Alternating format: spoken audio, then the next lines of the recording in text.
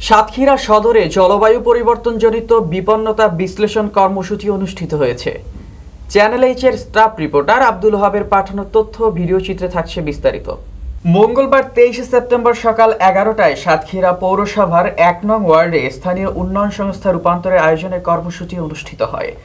Switzerland water aid ও Swiss contract বাংলাদেশের সার্বিক সহযোগিতায় আয়োজিত এই অনুষ্ঠানে স্থানীয় এলাকাবাসী, জনপ্রতিনিধি, নারী প্রতিনিধি ও যুব সমাজ সক্রিয়ভাবে অংশগ্রহণ করেন।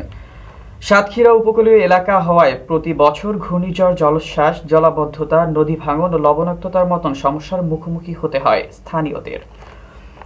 এসব চ্যালেঞ্জ মোকাবেলায় সচেতনতা বৃদ্ধি এবং অংশগ্রহণমূলক পদক্ষেপ গ্রহণের উপর গুরুত্বারোপ করা হয় কর্মসূচিতে। আলোচনায় অংশ নিয়ে এলাকাবাসী জানান, পানির সংকট, ড্রেনেজ ব্যবস্থার দুর্বলতা, স্বাস্থ্য ঝুঁকি ও মৌসুমি বন্যার কারণে তাদের জীবন জীবিকা হুমকির মুখে পড়েছে।